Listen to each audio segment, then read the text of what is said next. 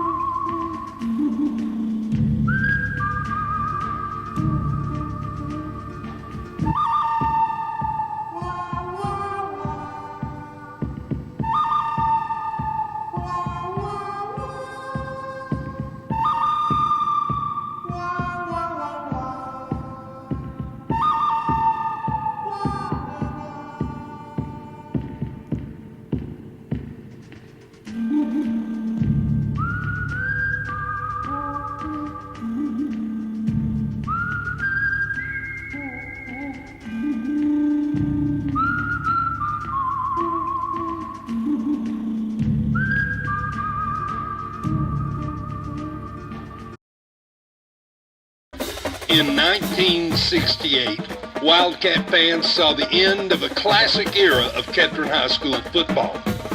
Under Coach Grosclose, the Wildcats had become a powerhouse, perennially in contention. The key to this success was shaped through players that were tough. This toughness was forged under the hot August sun. My senior year, 2-a-days, I mean, it was brutal, hot, no water. Summer practice was brutal. We started off from day one, full pads, 50 exercises, and we ran. And I seen kids walk off first day of summer practice and never come back. It was tough, but in the end it paid off. We beat a lot of teams second half because of our endurance from our summer practices. Well, do you remember it as being 50 of everything? Yeah, full count burpees, push-ups, side straddle hops, jumping jacks. I can't tell y'all what. I thought we'd never get done. When I was a freshman, my brother said, "Go over there and keep your mouth shut. You better get you some water before you go because you're not going to get none." Yeah, and the thing about it was 50 of everything, and most of the exercises were 4 count. So, when you're doing a 4 count push-up, you end up doing 100 push-ups. And to summer practice, we'd go in there doing calisthenics, and by the time you got through with that, you were pretty well shot. But like you said, he developed more mental toughness than any coach that I was ever around. He would have made a great psychologist. I remember there at one summer, it was good night, it was so hot, and back in our days, you couldn't drink water or didn't have no Gatorade. So, buddy, you stuck it out as long as you could do it. And I remember standing there doing those calisthenics and seeing people literally drop like flies. It was rough on some of the guys because I don't think they never got out of the house during the summer. Where I played baseball and I did a lot of walking and I was very active, so it wasn't really that hard on me, but a lot of guys it was. Well, in 68, summer practice wasn't quite as big a shock to me as it was in 67 when I came there as a freshman, because it was really an ordeal as a freshman. As I recall, we were doing 50 series of everything right away in calisthenics.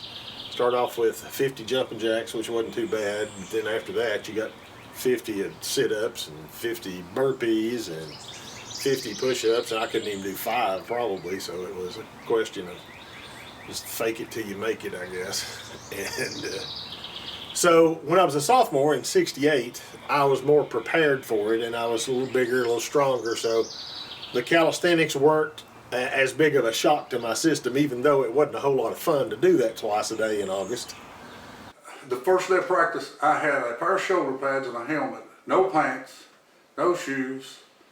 The next day, I got a pair of pants because somebody quit. I got me a pair of pants. About 2 or 3 days later, somebody else quit, and I finally got me I had a pair of tennis shoes on, but finally got a good, decent pair of shoes to put on. And so it's just a mindset. And where my brother went through it, I knew, he said, no, you're going, first 2 or 3 days, you're just going to exercise and run. Said he's going to get rid of all these quitters. And said, get there where you can see somebody that you think, and if they quit, pick you out another one. And of course, I knew Coble, and I knew Coble wasn't going to quit, so I'd watch him a lot. And he'd say, oh, you freshmen, get on us. But that's who I'd watch, him and Ed Robinson and some of those seniors that I knew that wasn't going to quit. Of course, they were great. We had Bill Hickam and Bob Niffle and all, had some good athletes. And Danny Demas, all those guys are seniors when I was a freshman, so I knew them and watched them play when I was in elementary school. And so I watched them, and I figured, well, if they can do this, surely I can. They'd always tell me, one of these days you might make a good football player. That's what Coble and them would tell me when I was a freshman. I don't know, you might be a fair player or whatever, so that always motivated me too. So it's funny, but it's funny, but that's what, and it was rude. I mean, it was just hot, never give you a drink of water. Biggest thing I noticed when I went to Carson Newman is that they brought out Gatorade, and I thought, man, this is going to be a blast. I give me a cup, and I drank it, got one cup. I thought, man. And they said, are you happy? I said, tickled to death, buddy. We got a water hose like this, next. You just, try to get it. And they always cracked up and said, you're kidding. I said, no. Day one, first morning practice, we'd do 50 of everything. Come back in the afternoon, 50 of everything down over there. Then we go up on the upper field and scrimmage. Now, 50 jumping jacks and all that stuff. Now, we had these things, what they call grass drills.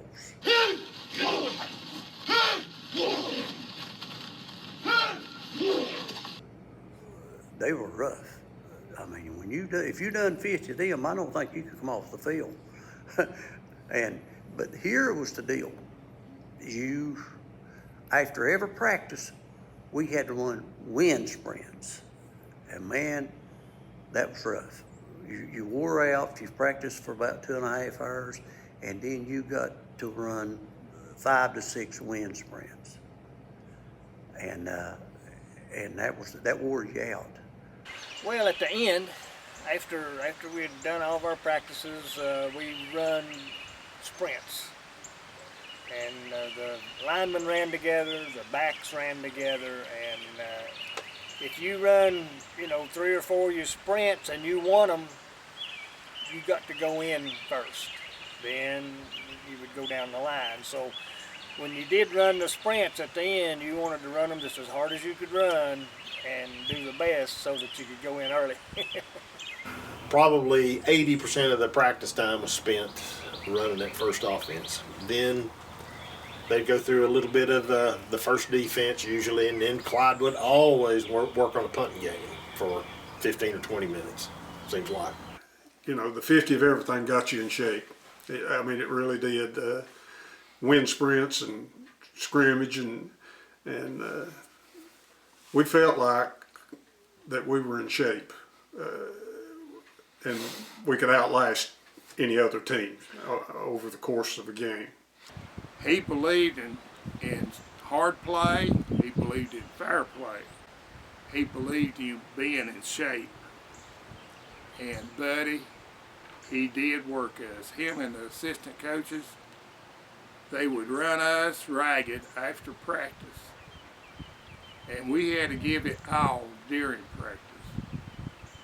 He was just like, I guess, one of them drill sergeants back in them days.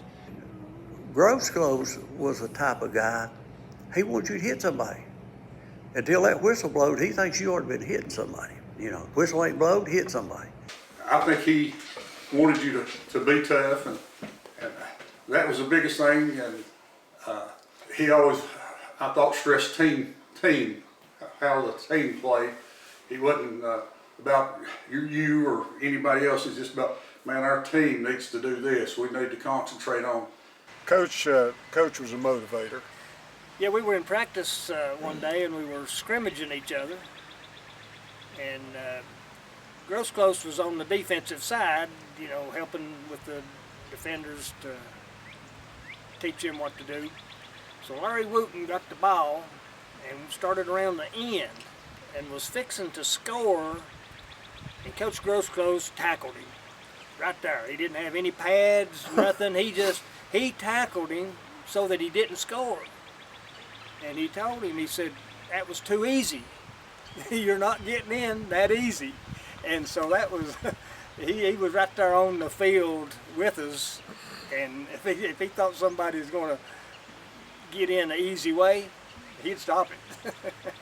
I believe I tried to run through a brick wall for him if he'd asked me to.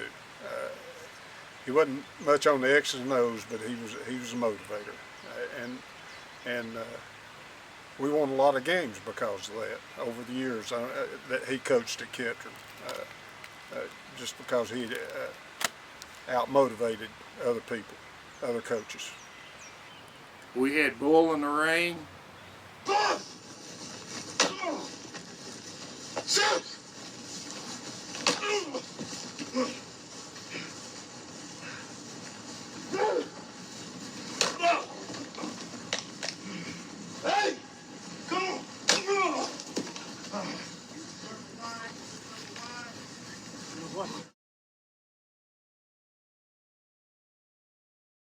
We had a whole bunch of things that we'd do if practice wasn't going right.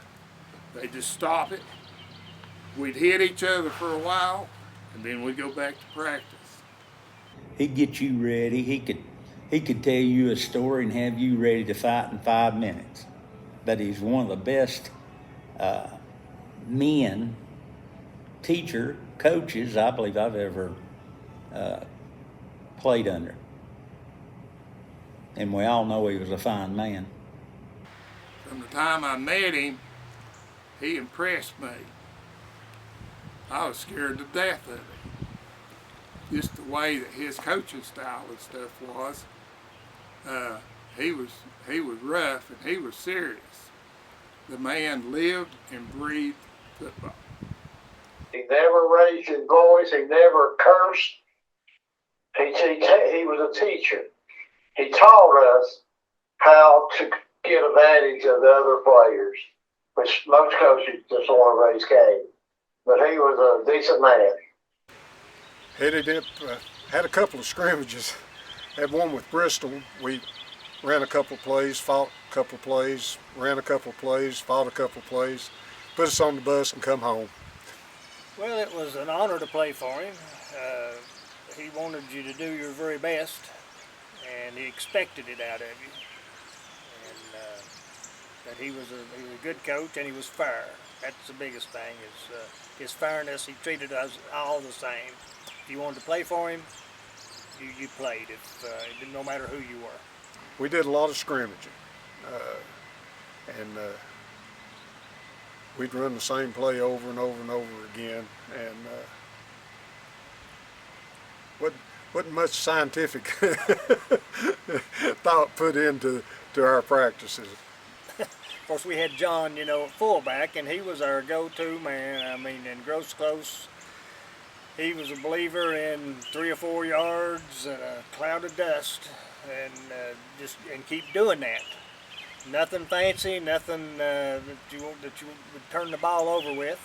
He wanted to keep it simple, and so that was and John would break a big one, just every little bit. So that was the main plays. We didn't have a lot of plays. I had an advantage over probably 99% of the people that ever went to Ketron.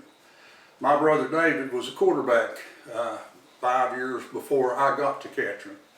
So when Coach Grosclose told him to go home and run plays, I was his fullback. When I was a freshman, he said, anybody else can run these plays? And I said, stuck my hand up. He looked at me, yeah, okay. And I could run the quickies, I could run the fullback stuff, the quick pitches. He said, how come you can do this? And I said, my brother was your quarterback. He said, I didn't know you don't, and David was tall and skinny. And he said, I just didn't make the connection down the line. So that gave me a great advantage because where everybody else was having to learn, I already knew. Our offense wasn't really explosive. It was 3 yard in a cloud of dust. Clyde's motto was, you throw a ball and 3 things can happen and 2 of them are bad, so we didn't put it in the air much. And Gross had, and don't get me wrong, I loved him to death, but he had this fixation. He wore the same pants every ball game, don't you? No. Never changed them. He'd hung them up after the ball game, but every ball game he wore the same pair of pants. No, every time. I never knew that. He surely did. And he'd hang them up there and he'd change right before the game and then take them off after the game. And he just had this sense that you didn't have to practice defense. I don't know. Well, that was Coach's philosophy. If you beat the man in front of you, you'd win, that's part of his motivation. It melts it down. He'd tell you to be a boy dog, or if I had a 30-06 to your head, you'd make that block. And all of us have heard that stories about Coach, and that's the way he coached. Of course, that's getting back to the defense. That's what we tried to instill in the defense. In other words, you play your position first, and then you play the ball on defense. Did y'all spend any time working on defense? No. If we were lucky, and we thought it was lucky, we get to play defense maybe once a week for a few plays. We didn't work on defense. We didn't. He'd tell you to be a boy dog and all that kind of stuff, which was kind of tough when you lined up on somebody twice as big as you were. And I said, Coach, what if he's a boy dog? What do you do then? What if he's a boy dog too? Exactly. What did he say to that? Yeah. Do you have an answer? No, I wouldn't say it to Oh, him. you didn't say that. No, I'd said it to myself. Yeah. Playing offense was drudgery, and playing defense was fun. He always thought that defense was toughness. If you was tough, you could play defense. And of course, we had some tough people. But that's where Bill Cassidy took me back. Yeah. He was an excellent coach, ain't no doubt about it. Helped me, on that part of it. If it hadn't been for him, a lot of stuff I wouldn't have known. And speaking of Bill Cassidy, he probably taught me more as a defensive back than anybody that I ever played under. He had just come out of state, and he was a defensive back over there. And so he really helped me, give me a lot of tips on things to do, how to keep that defender. Well, it's just like basketball, you guard somebody, you keep between you and the goal. You keep him out here. Well, the same way, you stay behind that guy. You don't let him by you. And I see a lot of kids today, they let that receiver get by them. And he taught me that. He taught me if I was real close to a defender, and you seen that he was going to catch the ball, you distance yourself just a little bit so you could hit him. You can't hit somebody when you're right against them. And take your arms and come up under them, go for the ball first or to knock it down. And so he really taught me a lot on the defensive end of it. Coach Cassidy helped us. When he came, our secondary got so much better where he knew where he played and knew what was going on, and he really helped. So a lot of those guys that played, that were starters on that 67 team, were juniors. So we were going to have a lot of guys back when they were seniors that were starters. So I figured we were going to have a really good team. I didn't know how good we would be, but I figured, we're going to do all right. I think we were set offensively. I was reading an article out that Coach Grosclose was moaning and groaning about not having, but we had Rick Leslie. He was going to be the split end, and J.W. Haynes was going to be the tackle, and I was going to be a guard. Mac Powell was going to be the center. David Ogden was going to be the other tackle. And Ed Cunningham and Wayne Ragsdale were going to be the guard on the right side. And Doug Adams was probably going to be the tight end. And Doug got hurt real soon in the season. And Steve Johnson and Doug Poore did a lot of tight end. So our offense was set. Backfield, Jerry Moore was going to be the quarterback. You know, we kind of knew that. John Thomas was going to be fullback, and David Miller, Toad, was going to be a halfback, and Sammy Norris was going to be the other halfback, and Bill Ketron was going to be in the mix there too. So our offense was pretty well set. You know. The preseason thing always came out and it would say Ketron High School, you know, won the conference the year before. They've got 18 graduating seniors, 32 returning people, and it picked to win the conference again. You know, it was kind of you didn't rebuild, you reloaded, you know, at most years. So, you know, we felt pretty confident. We'd had pretty successful B-team schedules before, and you know, so we felt pretty good about it. That team, I really thought that we were going somewhere. I really did. Talk about the Jamboree. It was at Ketron, and we played a quarter. I can remember jumping off sides on offense 2 or 3 times. I was excited, I guess.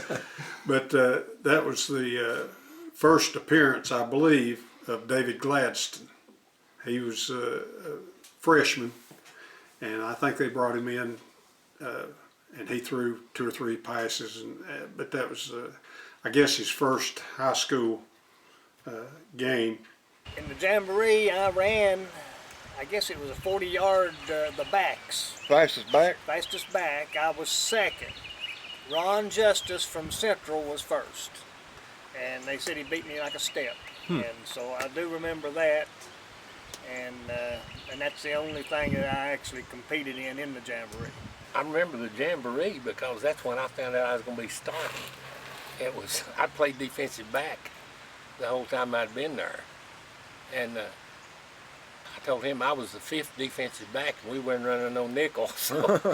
So I didn't have any place to play as far as the secondary. It was, old guy said I was small, but I was slow. So he asked me if I could play defensive end, and I told him, yeah, I'd played it in elementary school, you know, in 8th grade. And so, honestly, I tried to play it more like an outside linebacker. I could handle the finesse stuff, but if they lined up and ran right at me, I was in trouble. Well, I thought it was going to be good. These are the athletes we had. Rick Leslie, catch the ball, great defensive back. Sam North, same way. Basketball, baseball, football. Bill Ketron, same thing, athlete. David Miller, same way. Bobby Weston, same way. Could play any of the running backs, any of the, you know. So we had athletes that could play. If somebody got hurt, even on the line, you know, we had people that would step in and play. Wayne and Bill Ragsdale, they were like me. They were juniors, but they wasn't starting. But they could, when we needed them, they could play.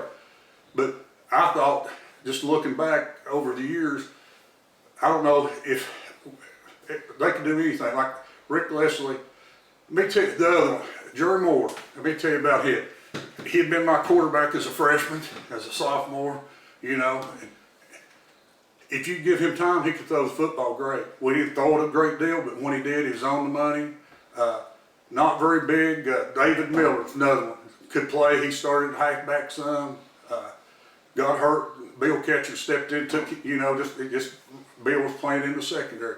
That's what I'm saying.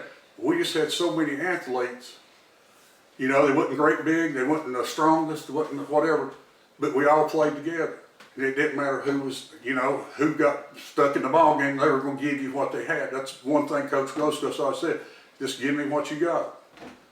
So, but those guys could play. They were, I mean, when you can play basketball and baseball and all this stuff, you know, and football, you know that they're pretty good.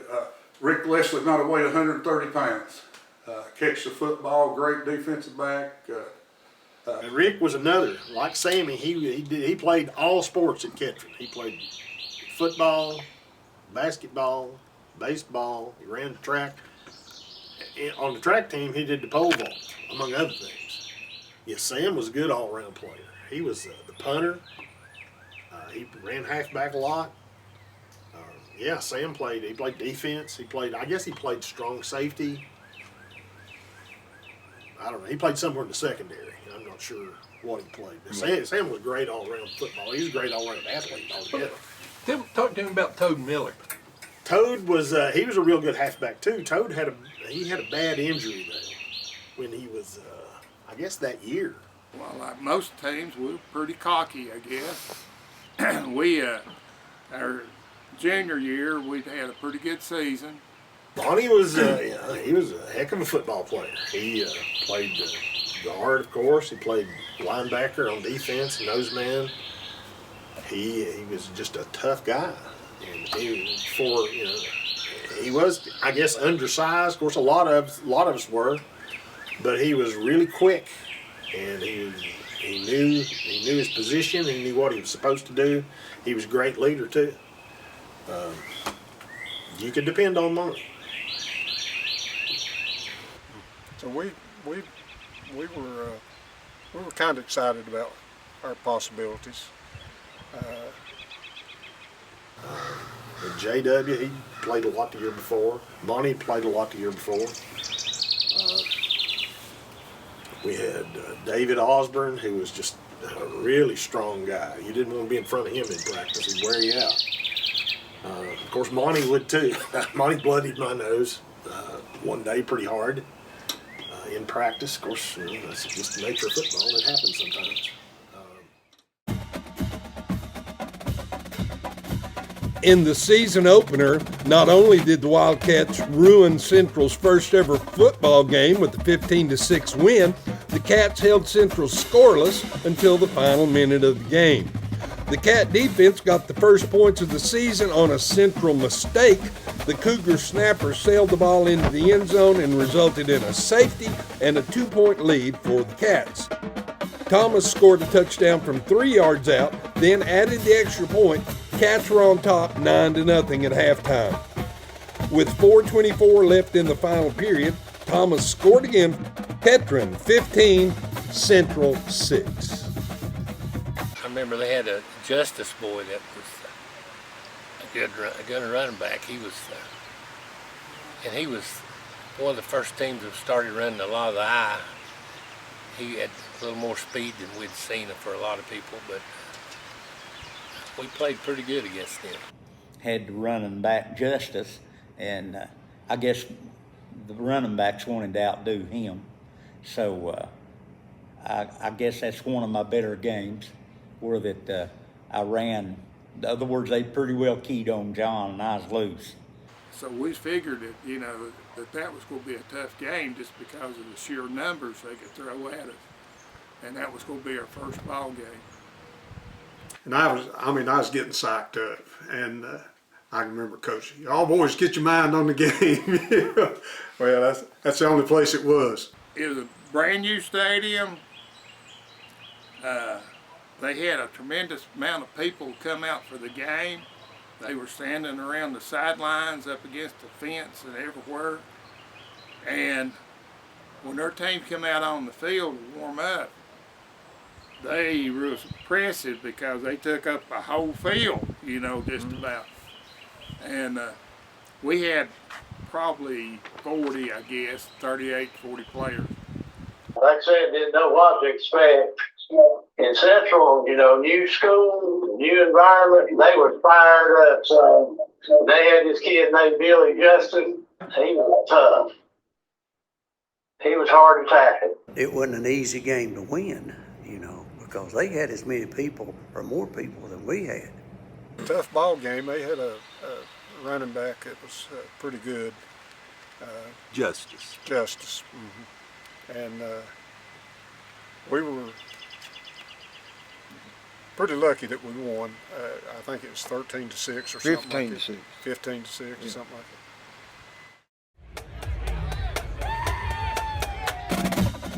At home for Game 2, the Wildcats took on Chattanooga Kirkman.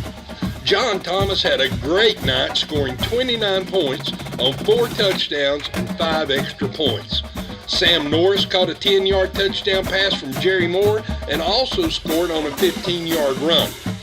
David Miller scored an extra point to round out the scoring. Ketron had 350 yards of offense and a 42-19 victory.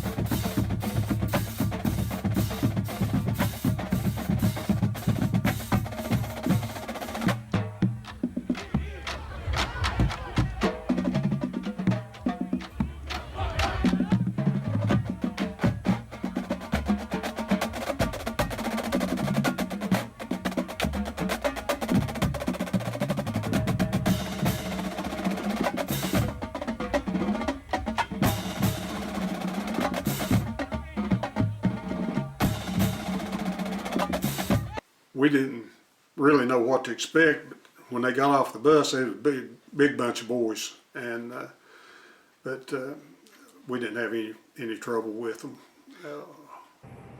We thought they were tougher than they were, and then we finally got to go on and turn loose the dogs and prevail that night. It was on Friday the 13th, and I was born on the 13th. And man, I had a great night. That's how I remember.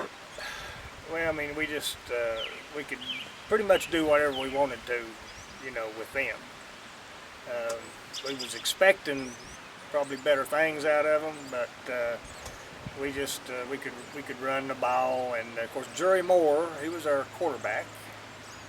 And Rick Leslie, good receiver. So we could pass and run the ball against them. It wasn't, you know, they were down that year, and so really no trouble. So we didn't throw a whole lot. We was ground oriented, and being ground oriented, usually we had low scoring games, but we ended up scoring something like 42 points on Kirkman and beating them 42 to 26. 26. 26. Yeah. That was, I guess that was probably the highest scoring game overall that we played in. They didn't have a change, not really. We beat them something like 40 something. What was it? 42-26. They were big. They had some big guys, but Thomas, he ran all over them. They didn't really give us any problems. Game 3 for the Wildcats was a road trip to Jefferson City to face the Elks. I'm just telling you what happened. We had these old black uniforms, numbers, and mine was crooked. You know, 72 is crooked, and they made fun of us. Yeah, now that was a big game. They were picked. They were a heavy favorite over us. I can remember we went down there and they were the Elks. Mm-hmm. It was Jefferson City Elks, and we got off the bus, and where they let us on the field, it was kind of like up there at the baseball field at Ketron. I can remember one of their coaches came out and unlocked the gates so we could go in, and some of their fans were coming in too, and they were making fun of us. They was laughing, and some of them hollered at that coach, said, "Coach, I'd be ashamed to turn those Elks loose on those little Wildcats." Yeah, I remember that game very well.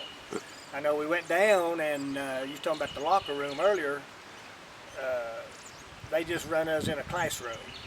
We carried our pads with us, you know, on the bus, and they run us in an old classroom, and we put our shoulder pads and jerseys on, and then we come out to go in. And I know we were standing in line to come into the game, and there was one of their fans was right here beside of us, and he hollered over at me and said, "Where's your big boys?" And I turned around and looked, and John and David Osborne and J.W. Haynes, you know, that was our biggest ones. They weighed 180, 190 pounds. And I told him, I said, "Right back there."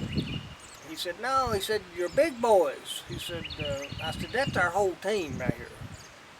He said, "Surely you little old boys ain't gonna play us." And when we got on the field and looked over at them, they were huge. Kind of pointing and giggling, you know, about how small we were and all that kind of stuff. And so we kind of teed us off a little bit. When we got off the bus, there was a line of people like they do on the soul train. Right. It was lined up on both sides, and we had to walk right through them. They laughed at us. They taunted us. They made fun of us. And boy, didn't you think that fired us up, son. And they was making fun of us coming through the gates, and Grosclose said, "We didn't come down here to win no beauty contest. We come down here to play ball." Deep in Jefferson City territory, Mac Powell blocked the punt to give the Cats a first down at the Elk 5-yard line. David Miller picked up 4 yards, then quarterback Jerry Moore scored on a 1-yard plunge. Thomas scored the extra point. It was 7-0 at halftime, but the Cats scored 21 unanswered points, a 2-yard Thomas touchdown, a Moore quarterback keeper for 3 around the end that was set up by Bill Ketron's interception, and after a J.W. Haynes fumble recovery, Moore closed the scoring with a 2-yard toss to Rick Leslie. Thomas added all the extra points. Ketron, 28, Jefferson City, 0.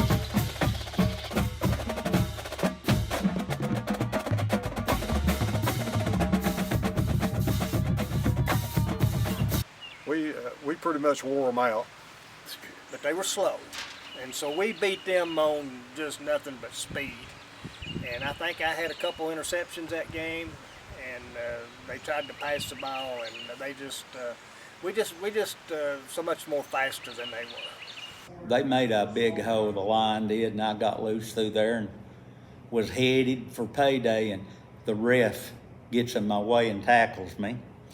They had a good football team, and I think this bunch just quit when we got on them.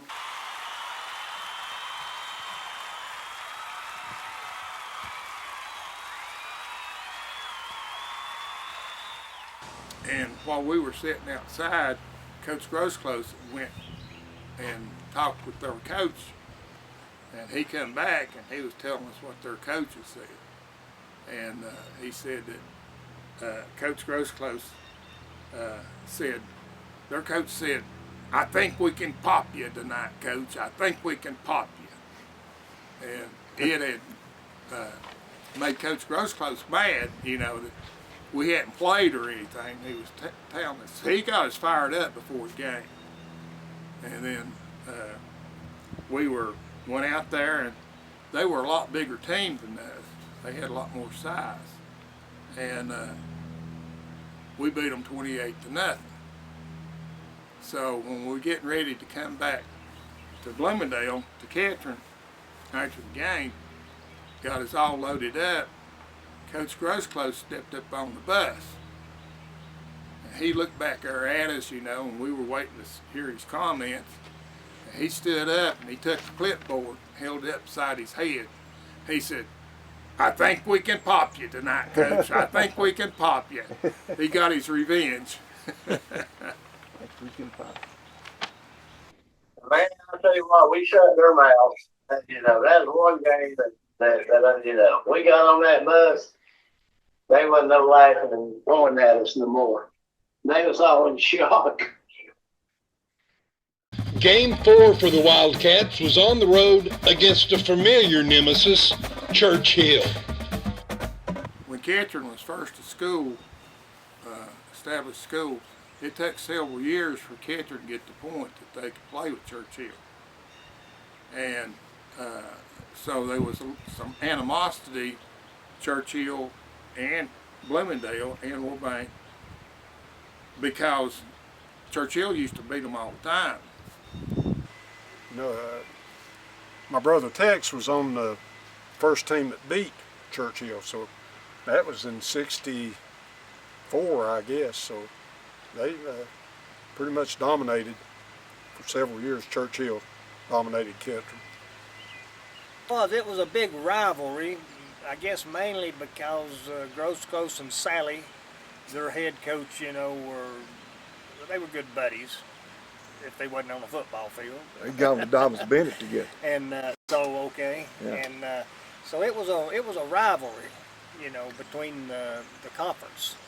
And yeah, Churchill, you know, Cassidy comes from Churchill. He played down there, and they've had some real teams in the past. Now I'm going to tell you something that Churchill High School down there, I don't know how big they were to Benny, but of course they were always a rival. But back in the 50s and the 60s, in the 50s they'd been undefeated, and we had never beat them until '61, and that was one of the biggest wins. After a scoreless first quarter, the Wildcats struck through the air. Quarterback Jerry Moore connected with Rick Leslie for a 41-yard touchdown pass. Jerry Moore found Rick Leslie again in the Panther end zone. Thomas made it 14-0 at halftime.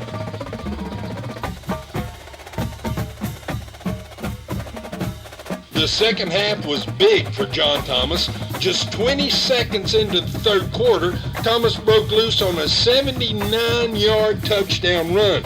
Thomas added the point. Cats up 21-0. Sam Norris intercepted a pass to set Ketron up at the Churchill 25. On the next play, Thomas ran for a touchdown and an extra point. Cats now up by 28.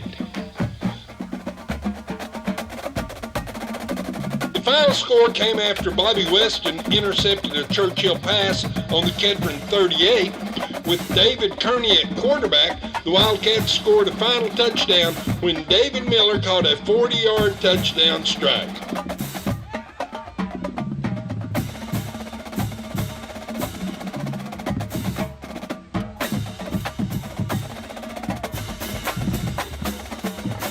Bobby Weston added the final point.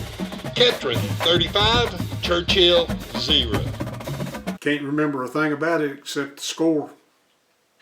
How much? 35-0. Yep. I know I was happy. I don't think I'd ever scored a touchdown against Churchill's varsity to that night. And I tell you what, our defense with John, we had our defense really what carried us. We was hard to score against. And anyway, Dave Kearney was our quarterback he brought in. And I asked Coach, I said, can we run that 28 post pass this time, you know? And he said, well, yeah, go ahead. So I go ahead and tell Kearney, and it's what you do, you flank, you slide out right, and then you cut all the way down and cut across the goal. Mm-hmm. And old Kearney hit me dead stride and caught it over my head that night. And my uncle that did the filming during Ples Richards' time, he told me, he said, did you know I run out of film on that play? Oh, God. Yeah. John had a good game, and John Thomas, and it was a tough game. A lot of it had to do with Coach Sally and Coach Grosclose. Right. And they were good friends, but they didn't trust each other as far as football goes. Yeah. And the story goes, and I don't know if it's true or not, that they would go to the state basketball tournaments together. But Coach Grosclose or Coach Sally didn't want to stay in the same room because they're afraid they'd talk in their sleep, tell their secrets, you know. And there's all kinds of stories. You know, Charlie Hicks was, Jay was his uncle. yeah, Jay was his uncle, and there was 2 or 3 stories there about people sitting up on the hill watching practice, and wound up that it was Charlie's mother, and Coach was wanting to know whether she'd tell Jay all the secrets, you know. And Back home for Game 4, the Wildcats took on Greenville from the Big 7 Conference. In a hard-hitting game, the Green Devils outgained Ketron 364 yards to 147, but the Wildcats still came within 6 inches of a tie. The Cats opened the scoring when Bobby Weston's fumble recovery and run set up John Thomas for a 2-yard touchdown and an extra point.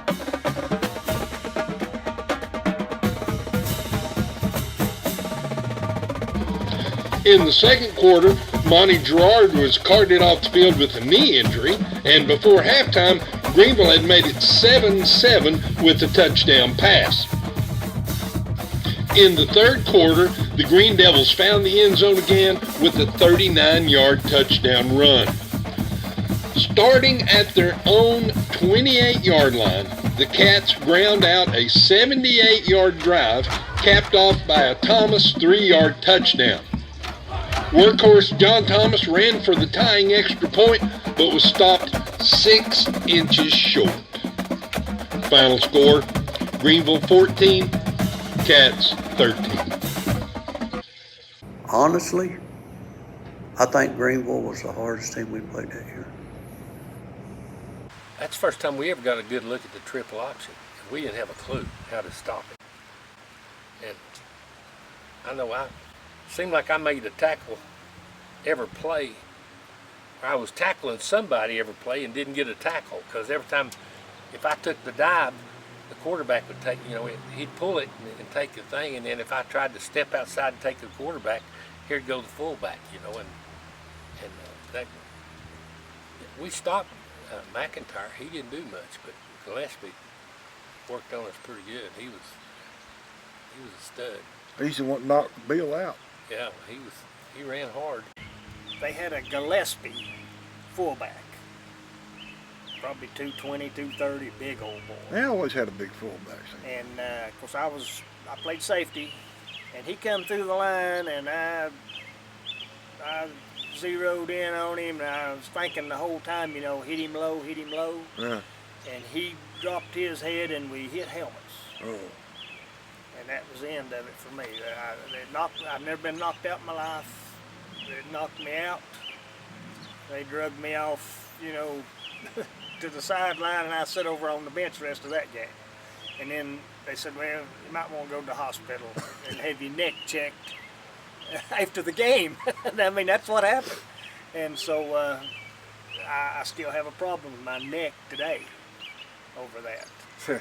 big old boys from Greenville tore my knee up, McIntyre and Gillespie, and they ran out of the I formation, and the guard would block down on the tackle, and fullback would lead in on the linebacker, and he hit me, and I tried to stand him up, and the back come through too and buckled my knee.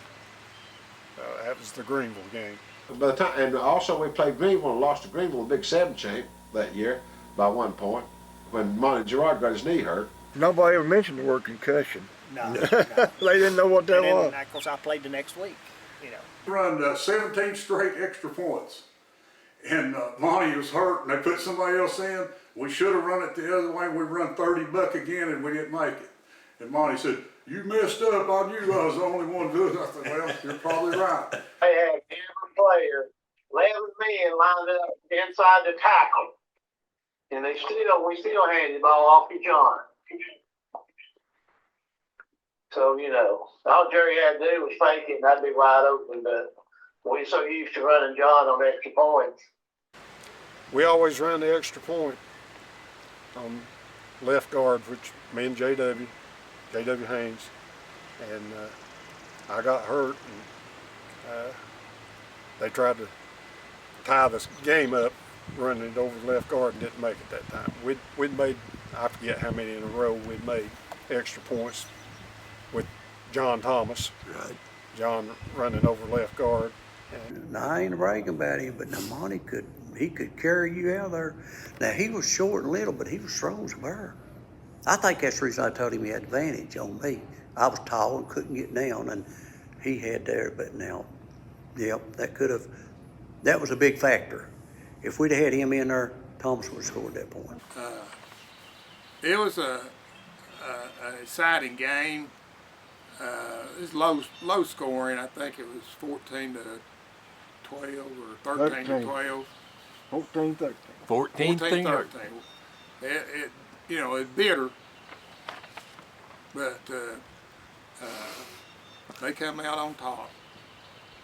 And again, like I said, our schedule, besides our conference, it was a pretty tough schedule. That Greenville loss was first one y'all lost, right? Yes. How'd y'all take it? Well, you as close as it was, we didn't feel so bad about it. I mean, being that close, wow. But you just take it and go on. Any kind of, that's what I've told people about any sport. You learn to win, but you have to learn. I don't mean be a good loser. Can't be a sore loser, but it should bother you to lose. But you can't. You have to forget about that and go to the next game, and that's just sort of the way that's the way we took all that, Yeah.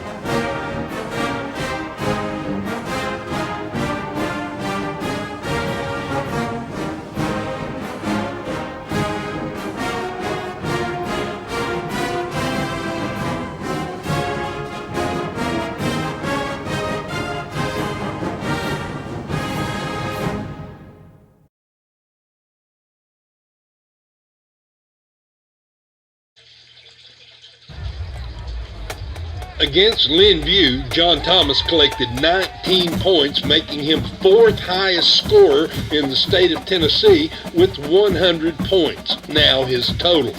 But the Lynxes scored first and trailed by only 8 points, 21-13 at halftime. The second half belonged to the Cats for a final of 39-13. Besides Thomas's 3 touchdowns, Sam Norris scored on a 16-yard run. Bill Ketron gained 77 yards on 9 carries, including a 21-yard touchdown run. Ketron also had 2 interceptions and 9 tackles. Bill Ketron returned 1 interception for a 50-yard touchdown to close out the scoring. The Wildcats had 4 interceptions total that night, and the defense was led by J.W. Haynes with 13 tackles. Final score, Ketron 39, Linview 13.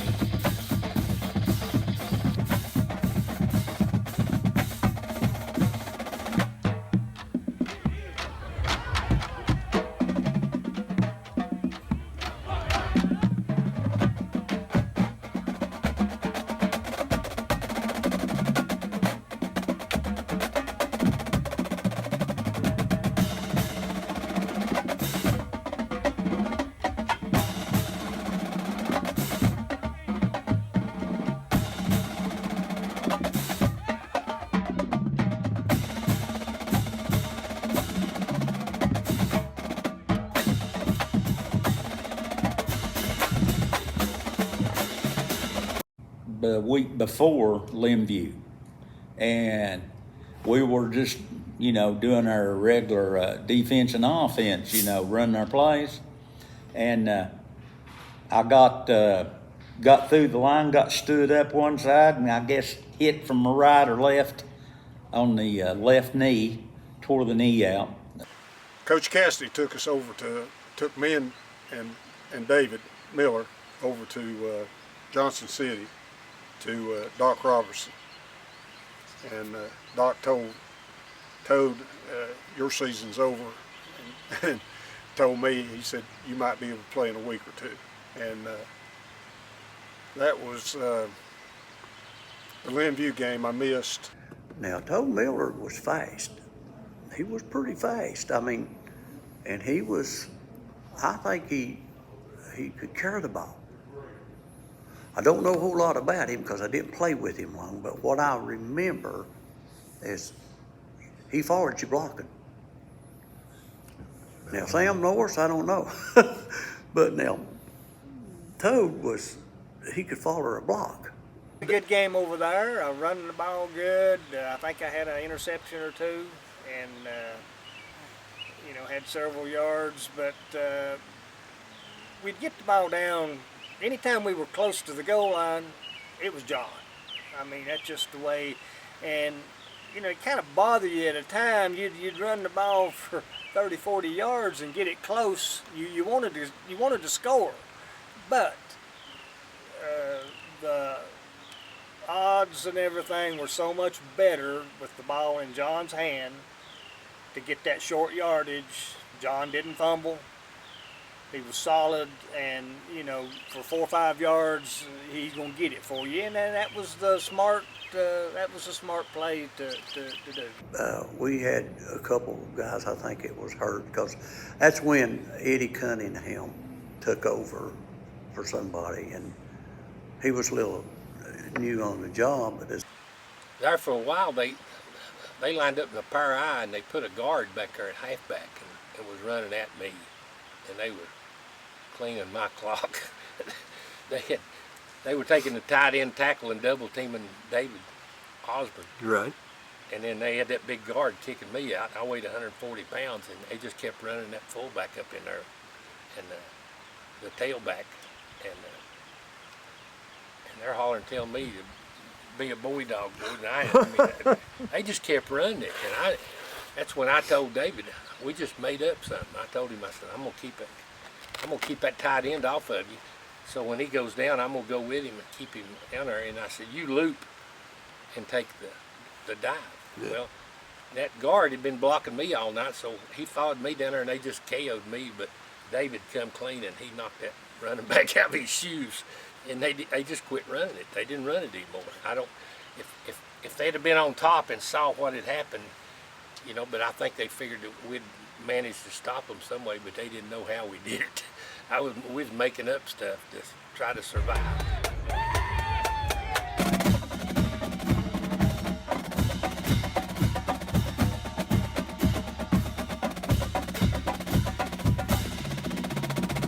Game 7 was homecoming for Ketron. In the mud, in a steady downpour. Only football game I ever had to go swimming in. And up there in the center, there was no grass. I mean, we wore it down, and so it rained, and it was just, you couldn't stand up. I mean, it was just a mud hole, no passing. It was just nothing but run the ball. Paper said it was 3 inches of mud. Everybody was standing in 3 inches of mud. It was terrible. It was, and I hated playing in the mud. That went against my speed. Oh yeah. You couldn't get traction, couldn't go nowhere, and then as far as passing game on either one of us, there wasn't any passing game. When you lined up and you put your hand down to line up, it was so muddy and sloppy that it would go up to your wrist.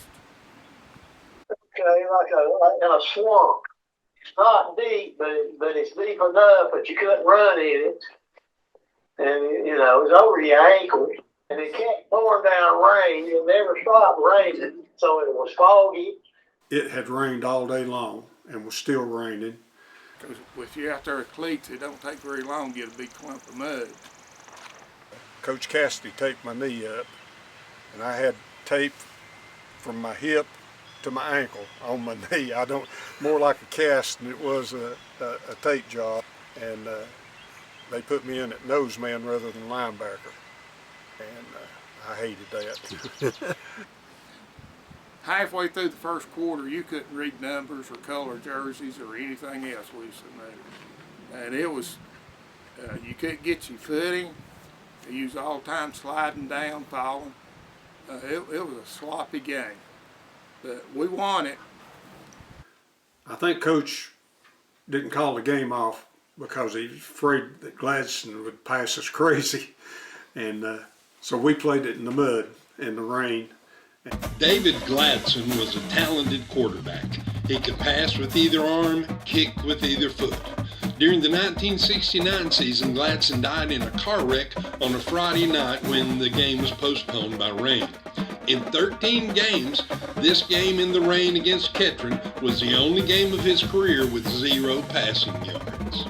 On a sloppy field, the Cats managed to gain over 200 yards, while Rogersville gained only 69. For their first score, the Cats drove 70 yards in 13 plays. John Thomas scored from the 2, Cats 6, Rogersville 0.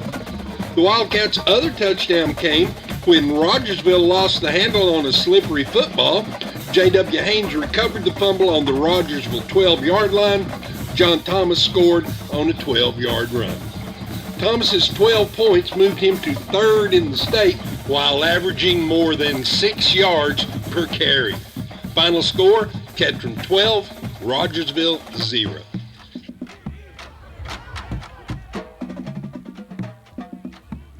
Well, I actually got drowned. I covered a fumble on the 2-yard line, and all I had to do is just step 2 feet and scored. And they piled in on me, and my head went in the mud, and I like to drown it. I swear to God, I like to drown it in that mud. And I come out there, and I was trying to breathe, and they didn't pay no attention to me, but that was scary. That was scary. I played guard that night. Oh yeah, how'd that come about? Well, Monty got hurt, and we had a sophomore, and we were out there getting ready to practice that week before that game, and he was having a hard time. And I told Coach Russell, I said, well, I can do that. Charlie filled in several roles over the year. Charlie probably weighed 135 pounds, was soaking wet, but he played.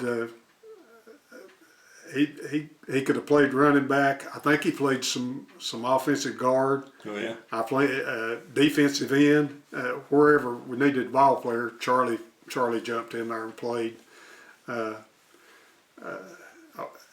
He wasn't slotted for one particular place, right, but he was there, and we knew that we could depend on Charlie to do whatever we needed. Right.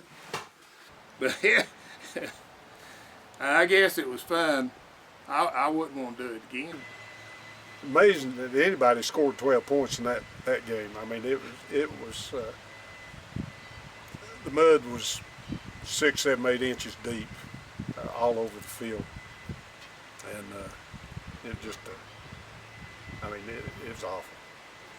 Next up for Ketron was a home game against Gate City. A year ago, the Cats lost in their first ever game against Gate City, 32-6. That loss to Gate City was the only loss of the 1967 season. The loss didn't sit well with the team or the community. I was embarrassed the way we got beat the first time. And like I said, it shouldn't have been that bad. Everybody was embarrassed. They were better than us, but they weren't 32-6 better than us. Gate City embarrassed us. So we were ready to kick some butt, which was a close game. It wasn't a runaway. Of course, I remember that at Gate City. They told us to put our helmets on. That they were throwing cherry bombs that night, or firecrackers. Mm-hmm. So we did put them on, and had a police escort up there. and we wanted to really do good for them. But Gate City, I mean, they just flat out whooped us our junior year. So we felt like we had a chip on the shoulders, more or less. Just to show you how it went that night, Daddy bought us all hot dogs, and when he got to back to his seat, his bun didn't have a wiener in it. Saw Harry Fry after that season down at the coaching school at UT, and he was belittling us. And the last thing I told him, I didn't know whether it was going to happen next year or not. The last thing I told him, well, just remember one thing: you have to come up in Bloomingdale next year. You know, that's what I told him. As he was over there smirking and laughing and pointing down there, you know, acting like a bunch of sissies up here. Once in a lifetime, you run into something that you're looking forward to and have been waiting. We've been waiting for a year to get another chance at them. Gate City got the utmost respect for them. They're a great football team. When we played them for the first time as juniors, and they beat us 32-6. We wasn't used to getting beat that bad, if that makes sense to you.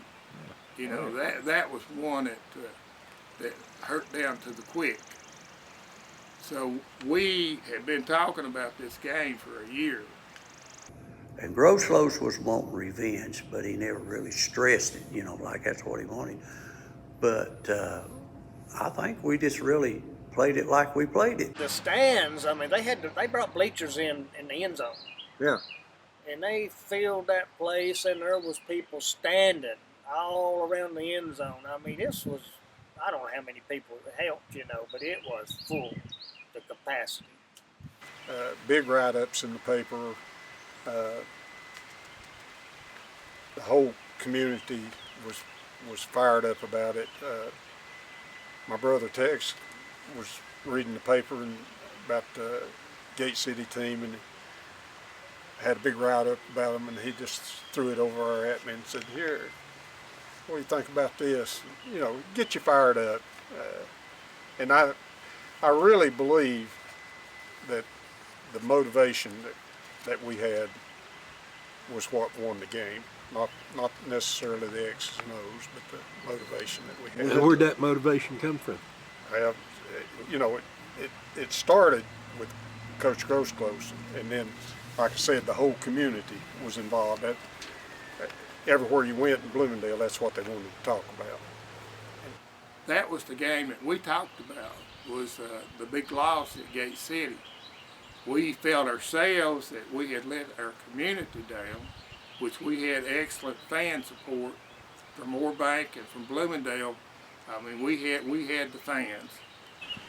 We were torqued up. I mean, you know, it was a rivalry between states, and they had beat us the year before pretty bad, and so we knew it was going to be a tough game. We knew what we was up against.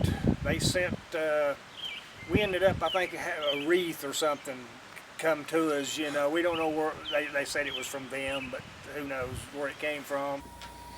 The Gate City game, we went over there and the stands were full. In 1967, we went 9-1, and we lost to Gate City 32-6. Now that looks like it. Somebody gave me an obscene call. Said, well, I don't want to repeat it on this film, but you know, I never received too many obscene phone calls. I guess I was lucky, but that was one that I got, and I wasn't any more unhappy than they were, you know. And I heard people say, well, I thought he could coach, and I wanted to say to them, I thought I could too. You got to come up in Bloomingdale next year. Facing 4th down and goal, the Wildcats scored first when Jerry Moore connected with Rick Leslie for an 8-yard touchdown completion. It was a 72-yard, 14-play drive for the touchdown. Gate City answered with a touchdown pass of their own, and the game was tied 6-6 at halftime. After the intermission, Gate City scored again on a 22-yard pass play to take the lead 12-6. With the Blue Devils keying on John Thomas, Bill Ketron led the Cat ground attack with a 7.5-yard average on 17 carries. In the fourth quarter, Bill broke loose on a 53-yard run sprung by the block of Dave Osborne, and after that big game, Moore scored from the 1. With the game tied 12-12, Gross close called on the injured John Thomas to provide the winning point. And I told him, when we scored to tie it up, and I said, y'all better block because I'm hurt. Somebody better block because I said, I'm going to hit it as hard as I can go, but where I knew it was bad, I didn't have any second effort. I mean, when I hit the first time, it was just like somebody, hit you in the ribs, just boom. So, but anyway, we scored. The extra point was good. The Cats win 13-12, and afterwards we learned that John Thomas had played with 5 broken ribs. A big win in the books. Cats 13, Gate City 12. We're a little bit better prepared. We knew what was coming, and we held our own. And Bill Ketron had a big game, and Gate City about broke a touchdown on their first play of the ball game, and Bobby Weston made a tackle on the guy. But anyway, he came up the next year and he had 21 game string, and we beat him 13-12, and we gave an outstanding effort. Bill Ketron scored a touchdown. John Thomas scored a touchdown and an extra point, and that's what beat them 13-12. And they had some outstanding players on that team. When we were preparing for them, Coach Gross said that Appalachia beat them running the split 6 defense. And I told him, I said, Coach, we don't have the personnel to run that. I said, won't you let me run the defense that I want to run? He said, no, we're going to start in that. So 3 plays later, they're in the end zone.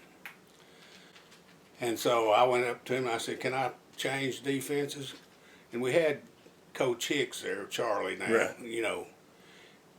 And he weighed 145 pounds at defensive end, and those big halfbacks they had, I mean, they just kick you out over and over.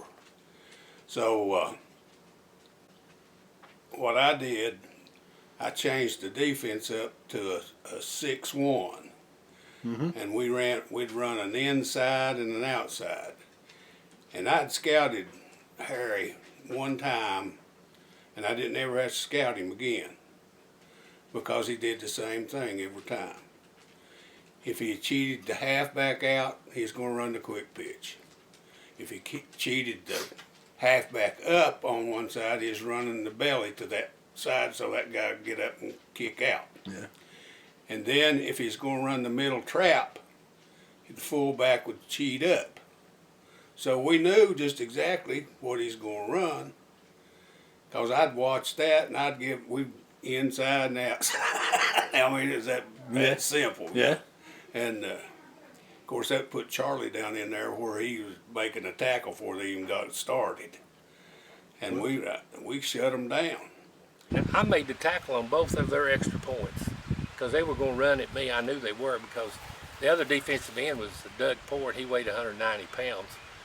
And I'm playing the right defensive end, and I weigh 140 pounds. So it doesn't take, a genius to figure out where you want to run at. Yeah. And Coach Cassidy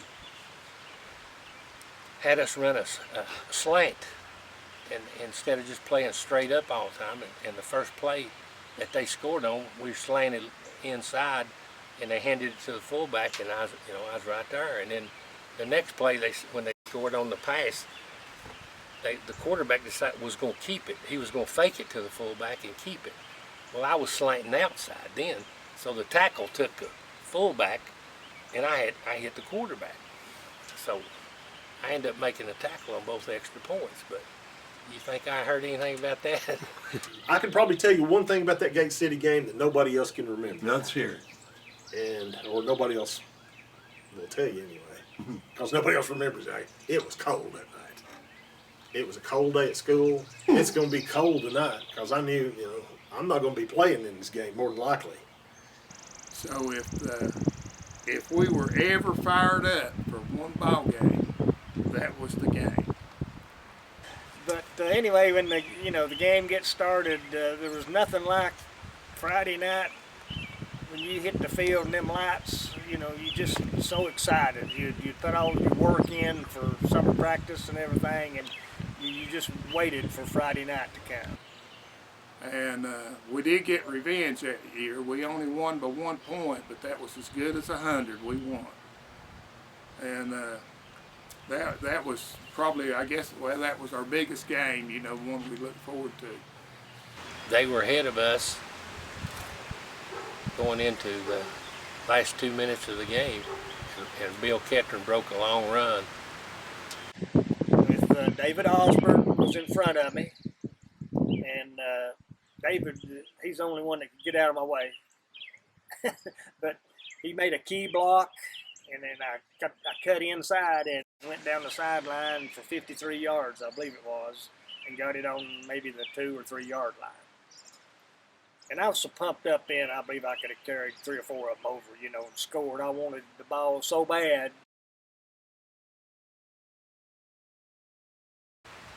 We had the sideline play, and it was, that got bigger every year. Charlie, it's kind of sensitive about that, and because the story was told wrong for so many years. When that big back got loose coming down the sideline there, I mean, we didn't have anybody close to him. I was looking around trying to find somebody, and I looked back and I saw his butt go up there. And I looked over and Charlie had already got off the field. I couldn't understand who did it, because all the people was up there against there. Right. Charlie just stepped back in the crowd, and nobody, and the officials didn't see it. That was the main thing. The officials didn't see it. Right. And so the coach Harry Fry went crazy, and finally they figured out that somebody ought to come off the bench and hit him. They didn't know who it was, but they penalized us 15 yards. Well, you know, we just beat them 1 point. But the thing that really saved us was that they went ahead and scored that time. Right. So that didn't affect the outcome of the game one way or the other. They couldn't say that's what. Yeah. You know, they couldn't say that we shortchanged them there, you know. So that was something, but I'll never forget that as long as I live. And we talk about it all the time.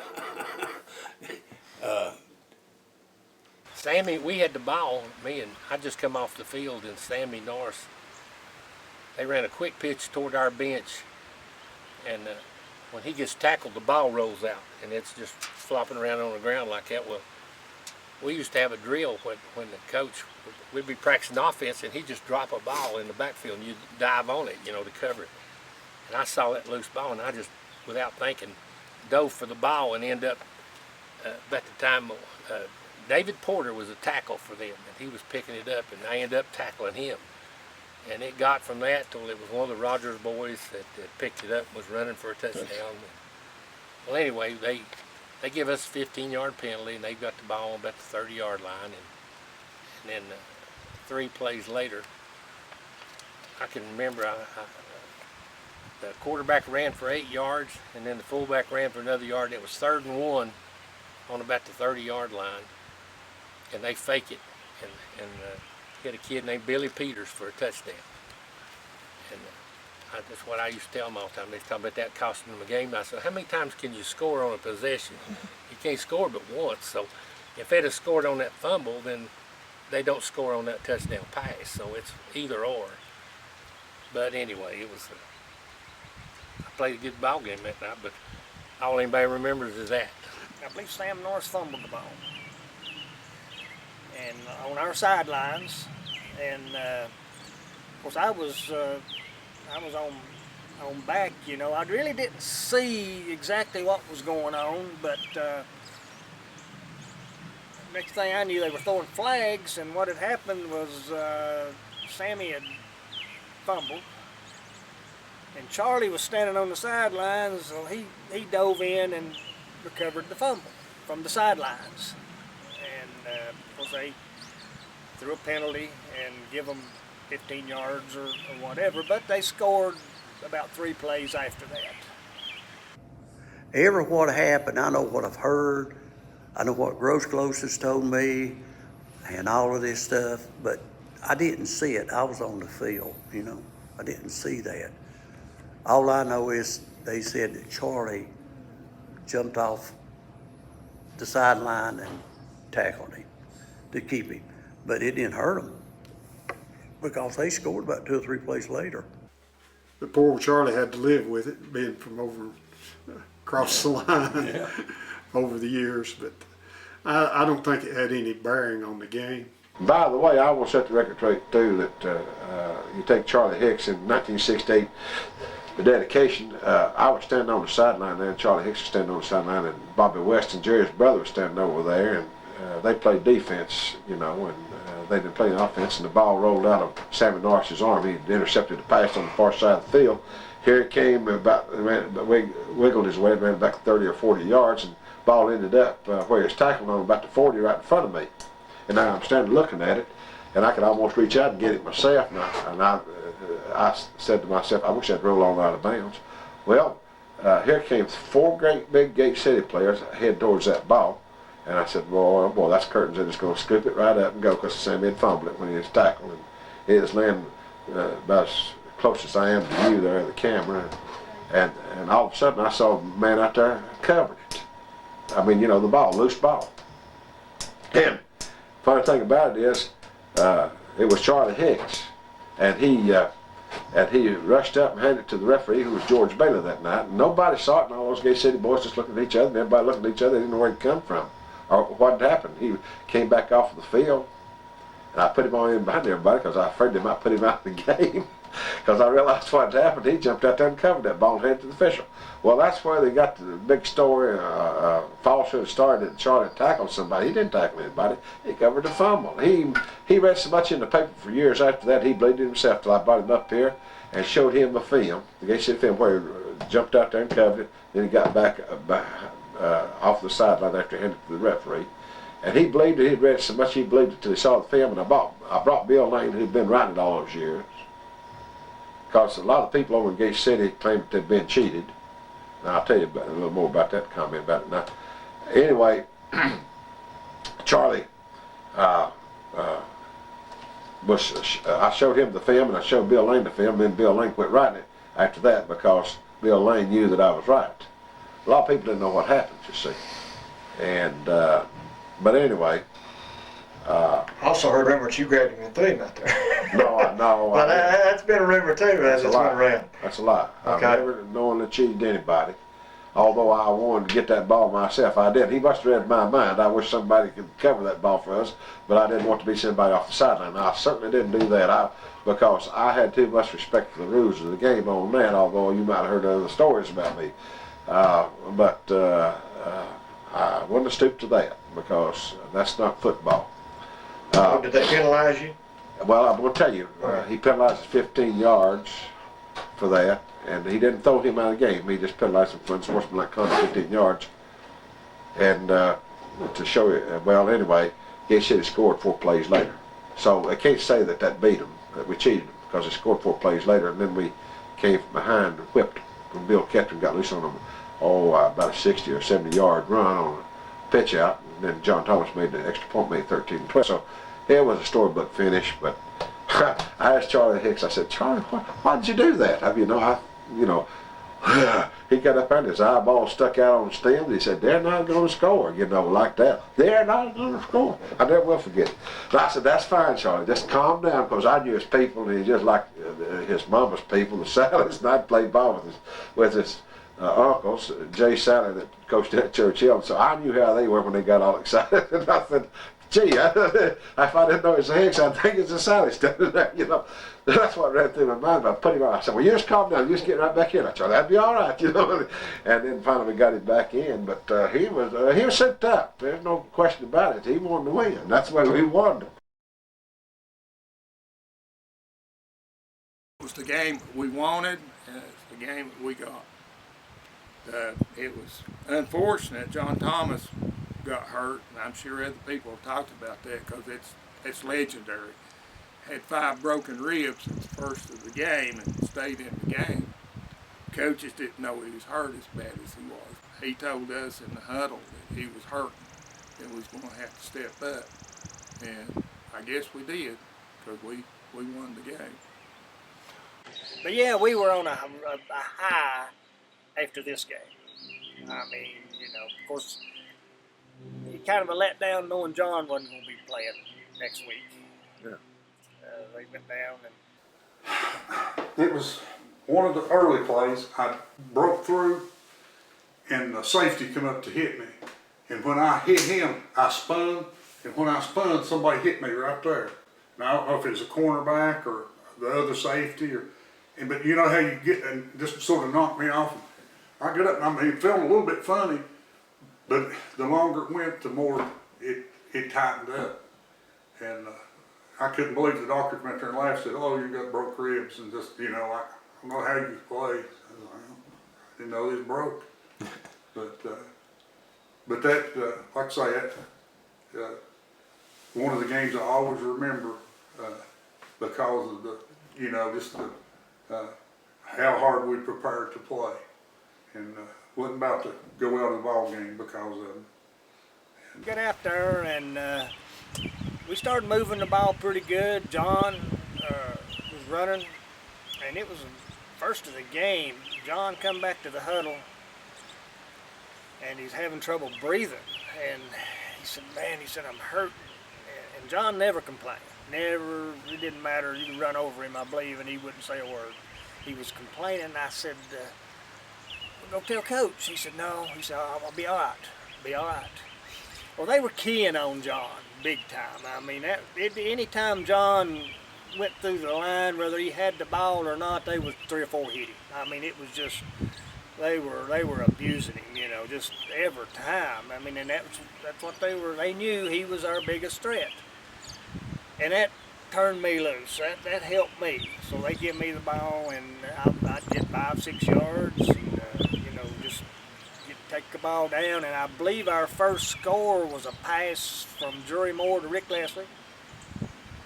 And but run, like I said, it really opened it up for me because everybody's after John. JW got on to him a little bit, and until he realized John was real hurt, and John was hurt, and I reckon took him back into the dressing room and taped his ribs up, and he played the second half. But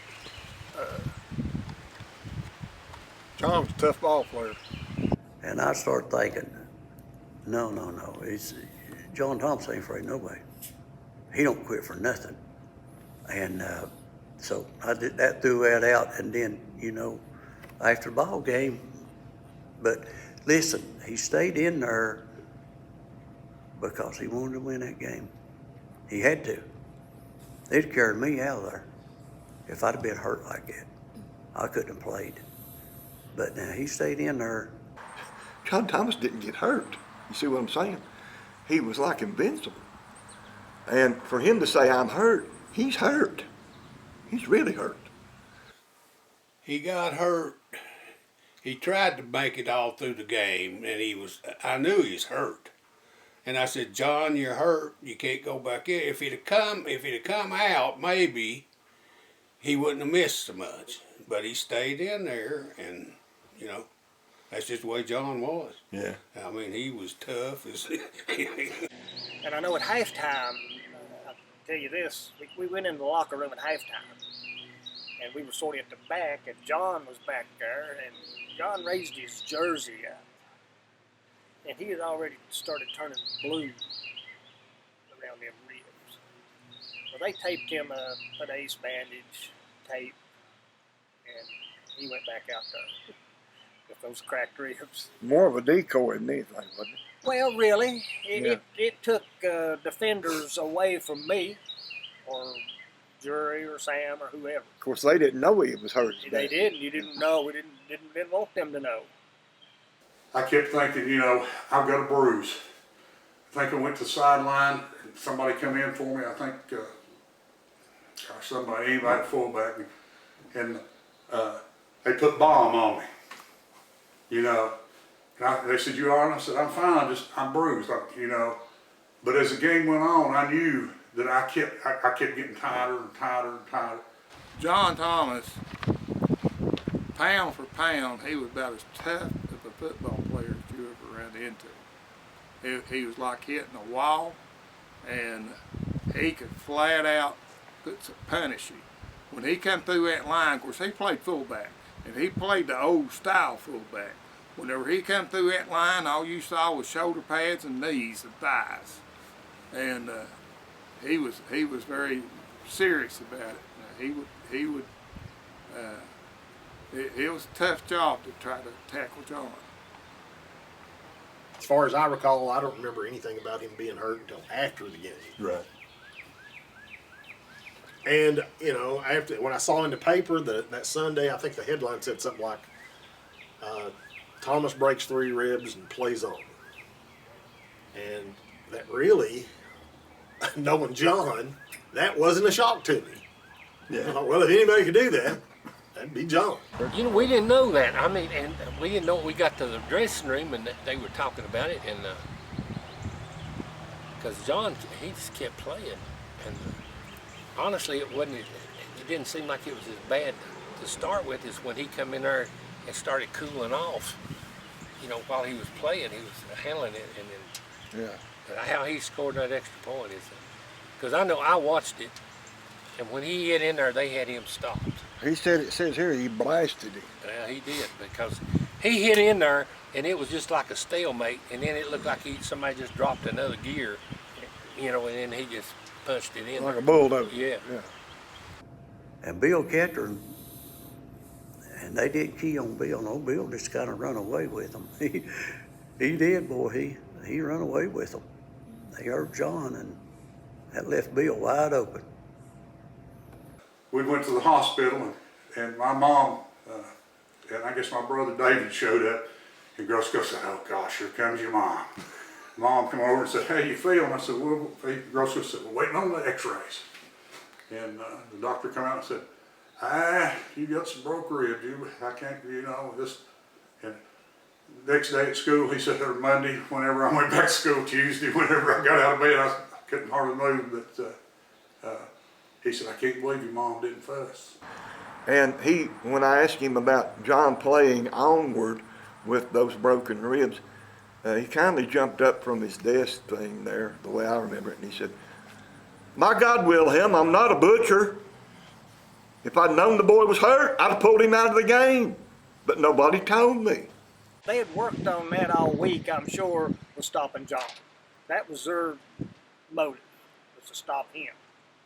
And so that turned me or Jerry Moore or whoever. Turned you loose for like at 140 yards worth, and yeah, it was that was the best game of my career. We went nuts over that. It was that's the first time we'd beat them, you know. It was only the second time we'd ever played them. When he gave me 5 minutes, I put in that defense that we stopped Gate City with, because they didn't know what was going on. Yeah. They never did figure it out. And Harry, he came over to me and he said, "Bill," he said, "I can't believe this." And I said, "Well, Harry," I said, "you tell people where you're going." I said, "I called my defense because I knew when you was going to run the quick pitch, and I knew when you was going to run the trap. Yeah. And I knew when you was going to kick out." He didn't change though, did he? No. He said, "Bill, I've been doing that for 30 years. He said, "Nobody stopped me now." He said, "It's getting time for me to quit." They stormed the field, the fans. I mean, I remember that. They come out there on the field, and I know they picked me up, you know, up over their heads. And I mean, this is something that I've never witnessed, never been a part of. And again, that was the best game I ever played. Bunch of people that knew me from my brothers, and Clarence Marshall. You remember Clarence Marshall? And Hot Dog and Charlie Leonard. You remember Charlie Leonard? They carried me off the field. Because evidently they'd won a lot of money. I don't know. I'm sure there was a lot of celebrating went on. It was something that was talked about not just in Bloomingdale, Norway, but the whole area. You know, they was, you know, people was talking about the game. There was good write-ups in the paper and stuff. It was fun. Living in Orbank and in Bloomingdale, that was a big thing. Beating Gate City was a big thing. We couldn't have beat anybody that would have got any better pat on the backs than Gate City. All the games that I was around during my time at Ketron, that was probably the biggest win we had, in my book.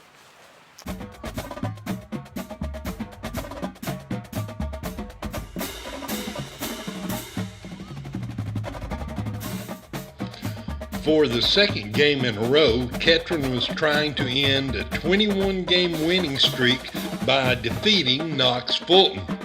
After an historic victory against Gate City and the loss of John Thomas, the offense was flat, gaining less than 100 yards.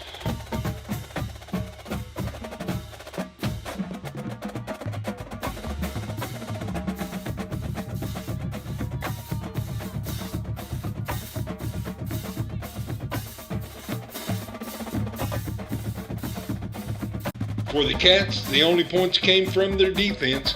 Monty Gerard scooped up a Falcon fumble and ran 42 yards to pay dirt.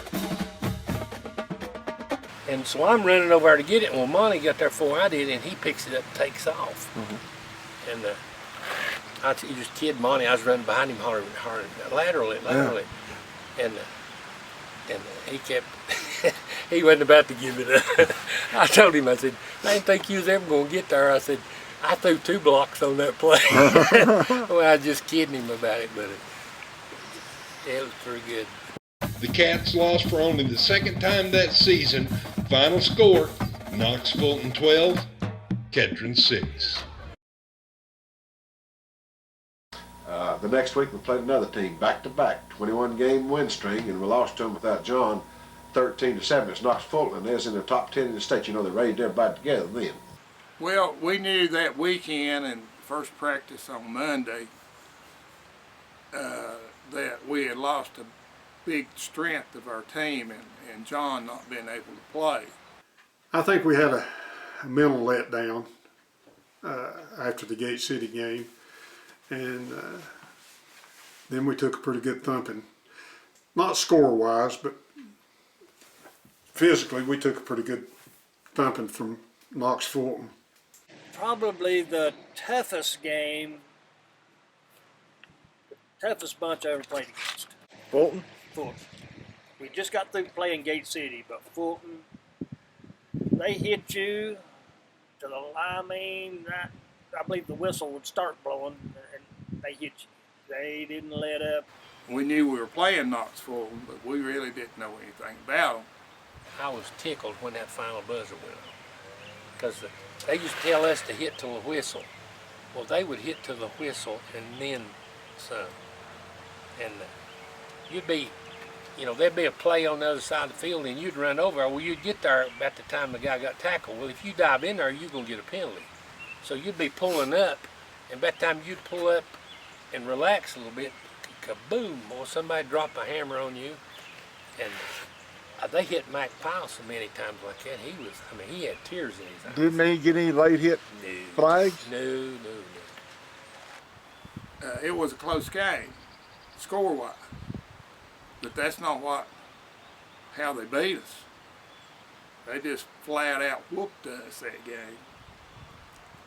I had never seen play like what they did. They wasn't a great big team. They wasn't. Every team outplayed us, but they wasn't a lot bigger than us. You know, it wasn't the size or anything. We had been coached to be boy dogs and to be aggressive, and we run into a bunch that was more aggressive than us. They whooped us good. We were so sore after that game. Man, it was bad. We had several people that had to be taken out of the game where they were getting knocked out. I was one of them. I had breath knocked out of me. I had to go out for 2 or 3 plays, and it was a hard game. All I know is I was wore down out, you know, because I never had played a team. Every time I stepped across the line, there'd be somebody in front of me, a different person. And they was like, damn, you know, fresh. We play defense. I play defense and offense. And maybe if we'd have had a lot of substitutes, you know, we could have. But now they didn't beat us bad.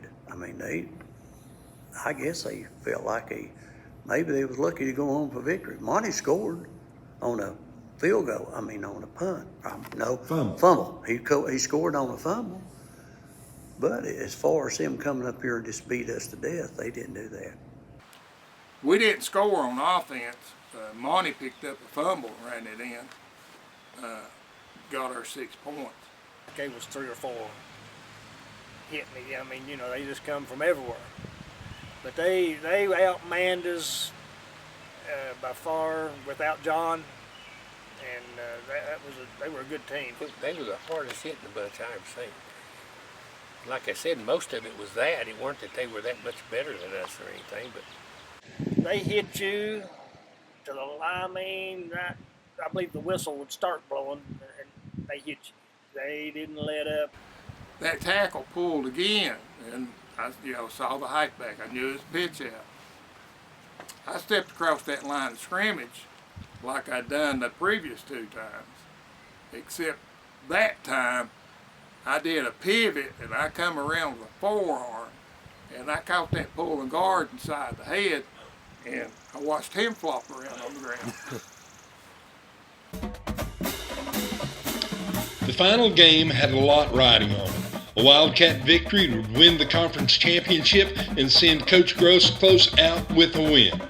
John Thomas was in uniform, but ineffective due to his injury and his tape job. The last ball game I tried to play against Sullivan, it was taped up from here to there. It couldn't run I couldn't turn. I mean, they had so much padding and stuff on me. It was just stupid. Shouldn't have played at all. Could have been hurt really bad. But that doctor that cleared him for that stuck his neck out about a mile. We were so sore after the Knox Fulton game that we wasn't in football playing shape for the last game with Sullivan West. Well, at that time when you're 18 years old, I thought, I'll be fine. And it killed me because I couldn't cut. I'd see where I wanted to go, and the time it was just over. But, and I felt like I left the football team down, and that's probably why I didn't come out against Gate City, because those guys have worked so hard all week to beat this crew. And when you're on a team that cares about each other, you don't want to miss. You don't want to do that kind of stuff. Sullivan only outgained Ketron by 50 yards, but they had 2 touchdowns. Though the offense racked up 197 yards, the Cats did not score. Final score, Ketron 0, Sullivan 13. It was cold and sort of froze over slick, and that's how that guy got the first touchdown on me was I slipped in the mud. And we were pretty beat up, really. And if he'd have been in good shape at Sullivan, I don't think they'd have beat us. And he wasn't in good shape. No. Him or Thomas, either one. We were so sore after the Knox Fulton game that we wasn't in football playing shape for the last game with Sullivan West. We got beat, and shouldn't. I don't even have it in here. I was so mad after the ball game for playing that I didn't even cut it out. My mom said, "Quit being a big baby." I just felt like I'd let the team down, and said something to Coach Carter. I said, "I don't know if they didn't block or I couldn't run." He said, hit me and said, "You big dummy, we wasn't ready to play." And I said, "Well, I just feel," he said, "Well, you don't feel bad. I can't believe you even tried to play." What a disappointment that was. That it was Coach's final game, Coach Grosclose's final game. I mean, we all was disappointed that we couldn't be the outright conference champions. Yeah, and this meant the conference. We could, if we'd have beat them, we'd have been conference champs alone. They beat us. We went into a three-way tie with Central. I believe us, Central, and Sullivan. And they used that as motivation to make Gross Coast go out a loser. And unfortunately they did. And that made tri-champs. We really wanted that one bad to win the conference, but it didn't work that way. Because we beat Central, Central beat them, and then they beat us. So that's how the three-way tie in the conference came out.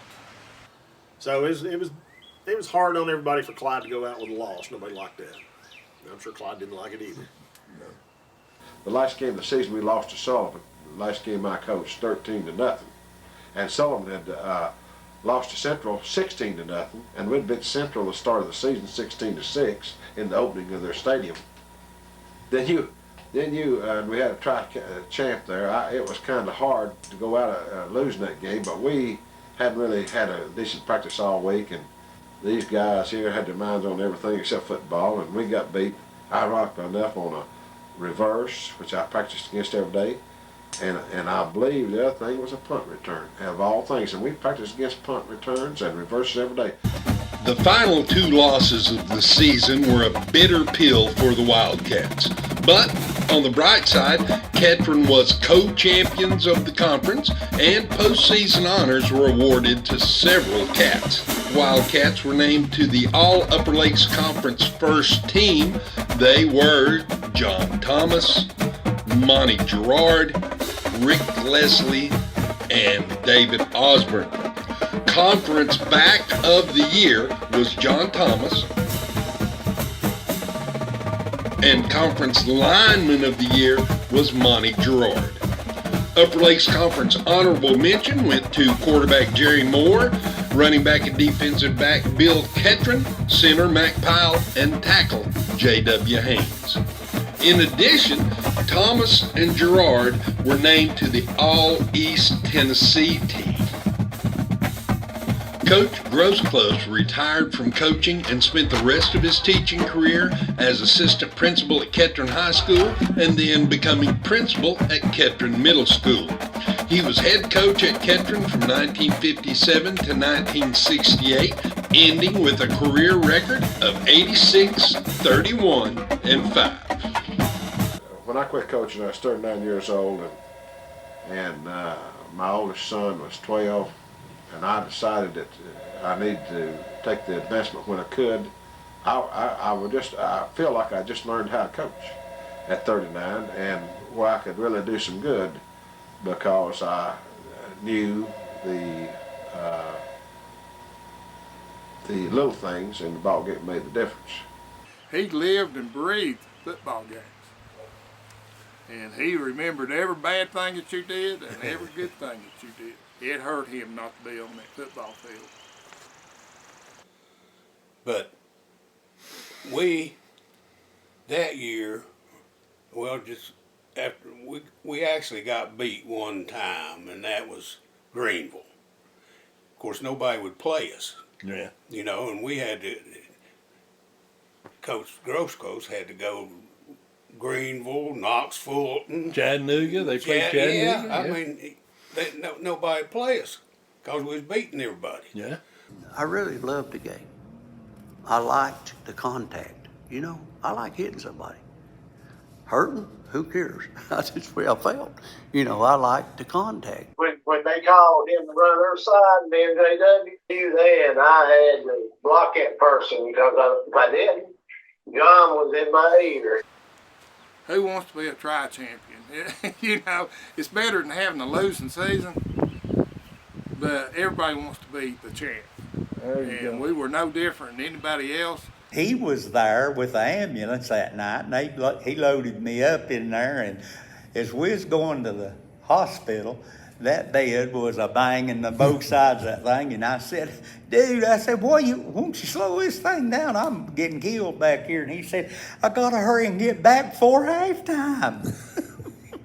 Of course, if I were coaching now, I'd have to have me someone that was filming just like you're filming me right now every practice, because I would want to see that every night, to see who loafed on me and just to study the boy's character a little more, because the naked eye can't always catch it out in practice, because sometimes you miss ball players. Let me tell you something. This is the way I feel it. I might be wrong. It was all based on Thomas. When he got hurt, we lost a lot. That's just the way it was. He carried us a lot of times, and him being in good shape, you couldn't beat him. You couldn't hardly stop him if he was at his best. But once he got hurt, how you get over ribs?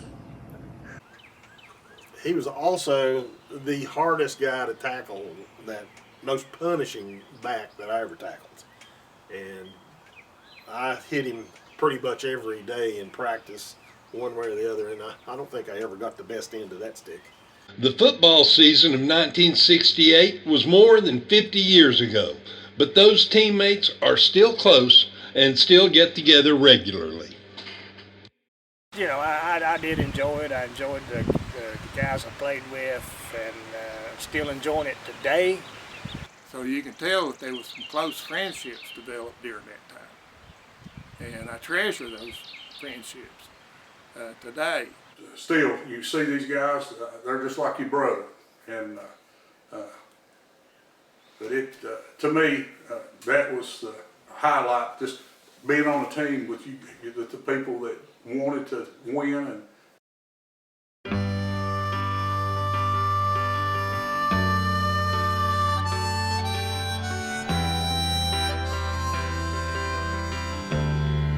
the road is long, with a many a winding tongue that leads us to who knows where, who knows where. But I'm strong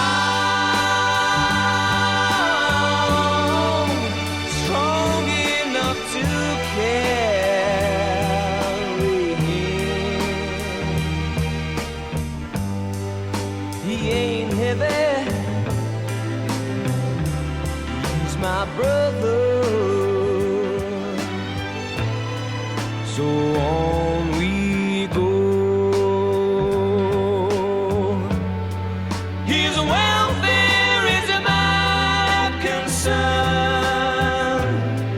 No burden is he to bear. We'll get there. For I know he would not encumber me. He ain't heavy, he's my brother.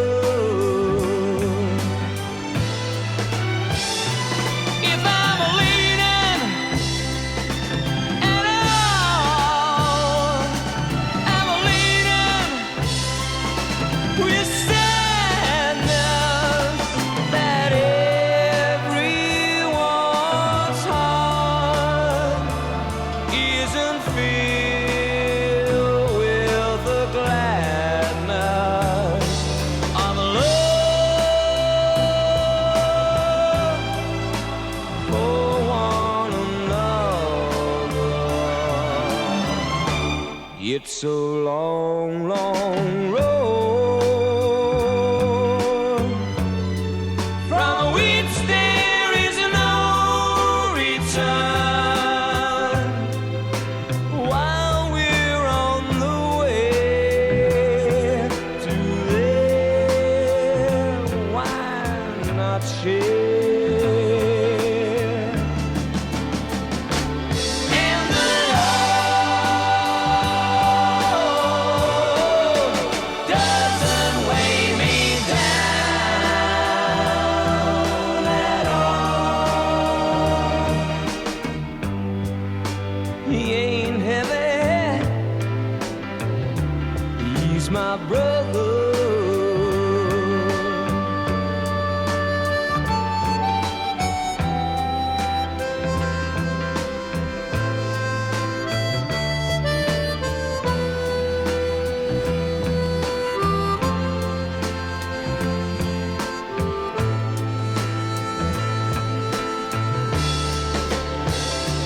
He's my